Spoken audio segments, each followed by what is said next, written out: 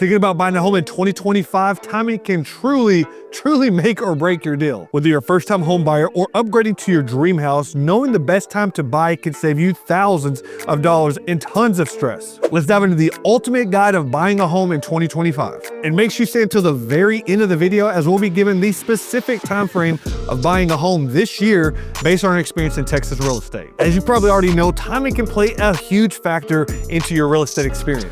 In a dynamic market like 2025, knowing when to buy can make all the difference. And in this video, we'll be helping you break down the best time frame to buy a home based on key factors like market trends, seasonal timing, financial readiness, and population dynamics, as well as other factors. Whether you're drawn to vibrant cities, quiet suburbs, or rural retreats, this guide will help you make the smartest decision possible. But here's the thing, housing market predictions are a lot like weather predictions. We can make our best guesses based on data, but at the end of the day, we really don't know what is going to happen. Let's start with a quick overview of the housing market as a whole in 2025. So as you might imagine, the housing market continues to change with regional variations. Nationally, the demand for housing remains strong, driven by population growth and shifts in the return to work atmosphere. Suburban areas are increasingly popular as remote work allows buyers to seek more space and affordability outside urban centers. Some key trends to watch this year are going to be increased construction of multifamily units to meet the rental demand, growth in sustainable and energy efficient housing options,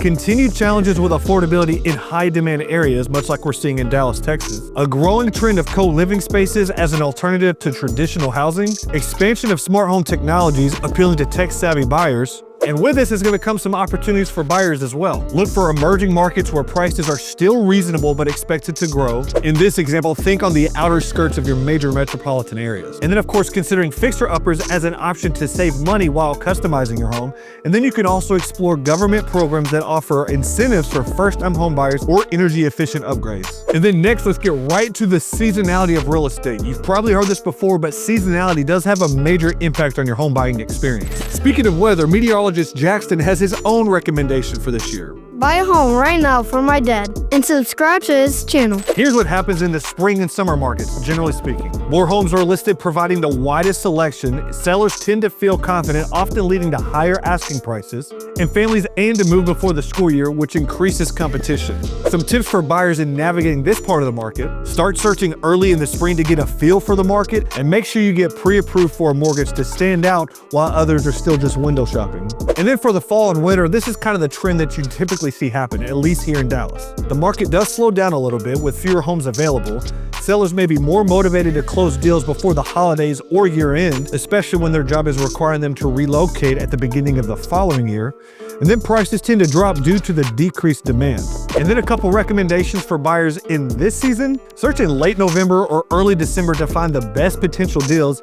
And then of course, be patient with a limited inventory, but assertive in your negotiations. So to quickly summarize, your best time for the widest amount of options is going to be in the spring and summer. And then your best time for deals or negotiating as a buyer is going to be in the late fall and early winter. And we all know market conditions change time and time again, but what do you do when they do change, and why does it matter? Specifically covering the interest rates, it matters because higher rates obviously mean higher monthly payments. And then we know lower rates can increase your buying power. What do you do in these situations? Number one, monitor the announcements from the Federal Reserve. And number two, lock in a low rate if trends indicate future increases in your home buying experience. As of January 1st, 2025, Zillow reported a rate of around 6.67% for a 30-year fixed rate mortgage and a 5.95% for a 15-year fixed rate mortgage. And then quickly covering the housing supply and demand, a couple key indicators for the buyers out there in this market are going to be paying attention to the amount of homes for sale, giving buyers more negotiating power because there are more options to choose from. And then if you shift to a seller's market, understand that homes are going to sell quickly with multiple offers, obviously favoring the sellers. In these circumstances, there's some pretty clear choices here. If it's a buyer's market, understand you'll be able to negotiate for better terms and pricing. Make sure you have a real estate agent to guide you through that process. And then obviously in a seller's market, understand you're going to have to act quickly and make strong competitive offers, usually at or around asking price. And then other market conditions to pay attention to, especially as a buyer, is going to be the population growth in the areas that you're searching, as well as its regional impact. Population growth significantly influences the housing market across the US.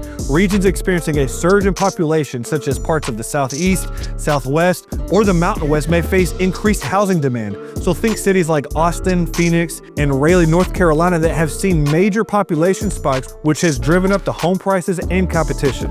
I want to put it out there, it is January 21st at the time of making this video. The Dallas and Fort Worth housing market is going to be the hottest in 2025 based on the data we're seeing as realtors and the data we're seeing in our office, but mainly just look at the overall population growth in Dallas and Fort Worth. You see a ton of people moving this way, whether it's for the economy, the culture, the cost of living, all of the above. On the opposite end, regions with slower growth or population decline, such as parts of the Midwest or the West Coast, may offer more affordable housing options or less competition. If you're watching this video, you can probably already guess where we're going to and what this means for you. As a buyer in high growth areas, expect rising prices and limited inventory. Be prepared to act quickly and make competitive offers.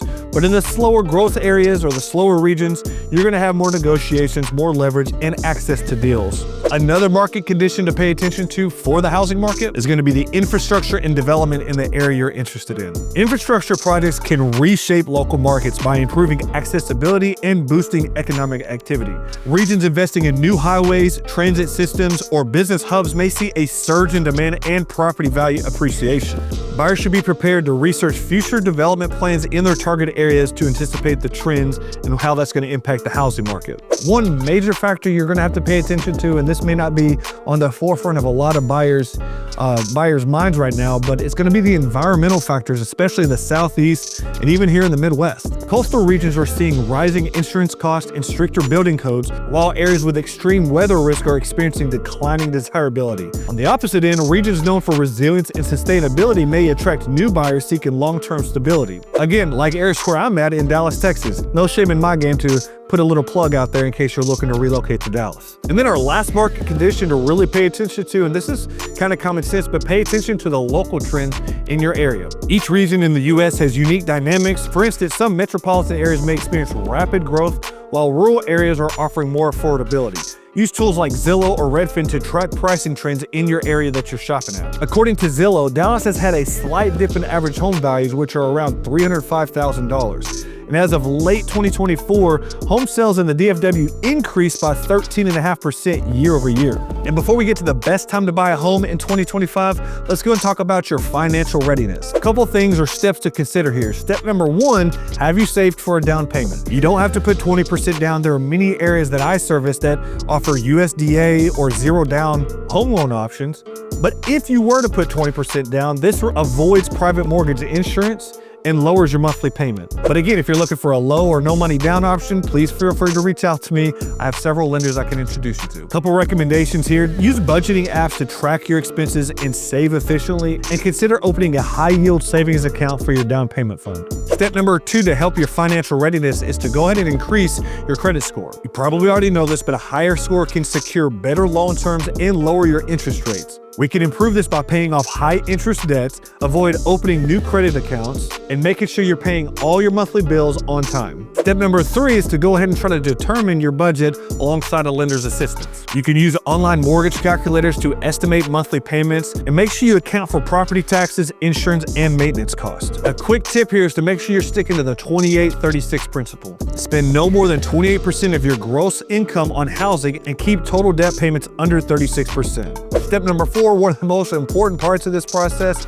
and I'd argue it's the most important, especially if you want anybody to take you seriously, is to go ahead and get pre-approved. This signals to sellers and realtors that you're a serious buyer, and it helps you understand your maximum budget. Step number five, and this kind of goes back to what we were talking about earlier, is to look into assistance programs. You can look into government programs such as FHA loans or first-time homebuyer grants, which can help lower the initial cost and offer you favorable terms. Which I know I've said this many times on this video and in the past. Again, reach out to me or a realtor you trust to help guide you through lenders and loan options, and just these great programs that can help you along the way. I'll say when I first bought a home almost 10, 15 years ago, I used a USDA loan. I was like 24, 25 at the time. And it really helped me get into the home very comfortably, especially at that age. Now, the fourth thing I really want to talk about when the best time to buy a home is not just market trends or environmental conditions, but it's also ensuring that the timing is right for your personal circumstances. Does buying a home this year align with your life goals? Are you moving to a new city, taking on a new job, trying to start or grow a family, or are you trying to build a business? We can talk about strategy and tactics all we want to about buying a home in 2025, but if it doesn't align with what's going on in your life personally, it doesn't make sense to buy a home at all in 2025. So make sure that this is the right time for you. So make sure that, number one, we have a stable foundation to build on. Factors like job stability and income consistency are key for you. And in 2025, Dallas expects to see a steady demand due to corporate relocations and job growth. And we're almost to the part where we're talking about the best time to buy in 2025. But before we get there, let's talk about some common mistakes to avoid. Number one, ensure you're not overpaying in a competitive market. Personally, when I'm dealing with first-time home buyers, especially first-time home buyers, but I try to recommend they avoid getting in competitive bidding wars. Go ahead and set a budget and stick to it. The second thing to avoid is skipping the home inspection. Your realtor, whether it's me or the next person, should always have a list of home inspectors that they know, love, and trust when recommending to our clients. The few $100s you're going to spend on a home inspection is one of the best investments you can make, as they should be giving you a professional evaluation to avoid costly surprises. The third mistake to avoid is ignoring the market trends. Again, stay informed about local and national trends, and acting early in appreciating markets can save you money. And of course, make sure you have a lender and a realtor advising you along the way. The fourth mistake to avoid in this part of your home buying experience is underestimating the cost beyond the mortgage. You're going to want to factor in property taxes, homeowners insurance, maintenance, and utilities, as these can significantly impact your monthly budget. And then again, the fifth mistake to avoid is not consulting with local experts. Work with a trusted real estate agent and financial advisor or lender to ensure you're making an informed decisions. So here we are at the end. Let's go ahead and talk about the best time frame to buy. Just a quick recap of where we've been. Number one, understand market seasonality. Number two, monitor the market conditions and interest rates. Number three, ensure you're financially ready. And number four, make sure that home buying is aligned with your personal goals in 2025. So again, Mike's recommendation on the best time frame to buy in 2025 is going to be the time that makes the most sense for you and your family. There it is. I hope that all that information packaged in to the best time frame for you makes a lot of sense, because again, we can give our suggestions and the experts can speak all they want, but the timing has to be right for you watching this video. No matter where you are in the US, whether you're in my area in Dallas and Fort Worth, timing, preparation, and strategy are key to buying a home this year. If you're ready to take that next step, please feel free to reach out to me. My team and I would love to take care of you. Speaking of Dallas and Fort Worth, if you want to see what some great suburbs are like around that area, whether it's pros and cons, the best neighborhoods, check out this video by clicking here.